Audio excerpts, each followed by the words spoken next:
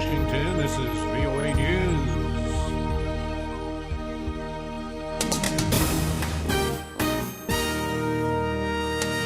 Burkina Faso under state of emergency. Shooting stoke Jewish-Muslim tensions in Jerusalem.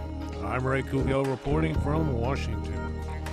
Burkina Faso's president declared a state of emergency and dissolved the government Thursday after protesters attacked parliament and other government buildings as the army appeared to take control of the country. The army chief issued a statement that a transitional body will seek a return to constitutional order within 12 months. The unrest erupted as lawmakers prepared to vote on a proposed constitutional amendment that would allow President Blaise Compaore to run for another term in next year's elections. He's ruled the country for 27 years. The global medical charity Doctors Without Borders says mandatory quarantines for U.S. healthcare workers are having a chilling effect on its ability to fight Ebola in West Africa. The group says the quarantines for those returning from Africa are not based on established medical science. Doctors Without Borders says the quarantines are undermining its efforts.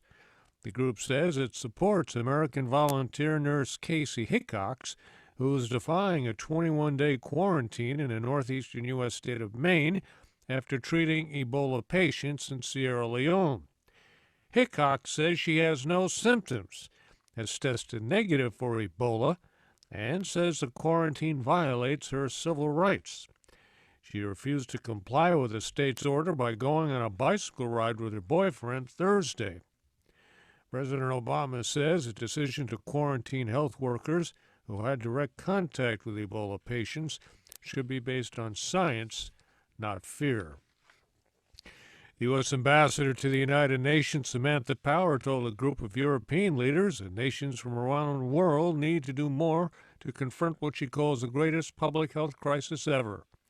This is VOA News. Ambassador Power explained her words. Ambassador Power says the initial international response is making a difference and has created what she called the first tangible signs that the virus can and will be beaten. But she said many countries have not done enough and called on them not to assume the job is done. The international community is not yet doing enough to stem the tide of the epidemic, causing devastating heartbreak to countless families and allowing a global threat to metastasize. Ambassador Power said governments need to stop spreading fear, in part by unnecessarily putting restrictions on returning volunteers who've been to the infected countries. Al Pessin, VOA News, London. The Swedish government officially recognized the Palestinian state on Thursday. Sweden's foreign minister says she hopes her country's decision would help revive the stalled Israeli-Palestinian peace process and that other EU nations would follow. It was also a day of more violence.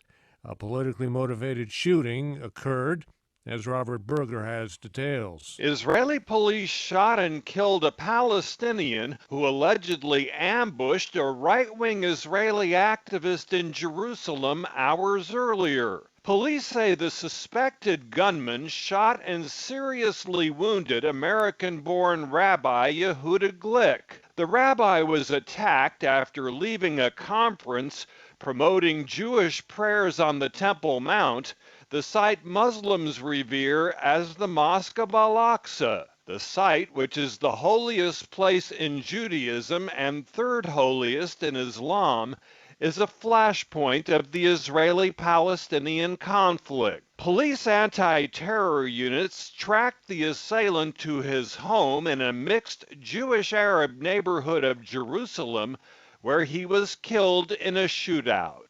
Robert Berger for VOA News, Jerusalem. The Iraqi authorities are alleging that Islamic State militants executed more than 200 people this week when they resisted the insurgents' takeover of their territory. Russia, locked in a bitter standoff with Ukraine over a pro-Russian rebellion in Ukraine's east, agreed to resume natural gas deliveries to its neighbor in a deal brokered by the European Commission. The agreement, announced in Brussels Thursday, sets a price of $385 per cubic meters for the duration of the contract and blunts the threat of severe gas shortages in energy-dependent Ukraine as the winter approaches. The U.S. economy expanded at a solid 3.5% annual rate in July, August, and September. The Commerce Department says third quarter growth was helped along by exports and spending by consumers and government. I'm Ray Kouguell in Washington.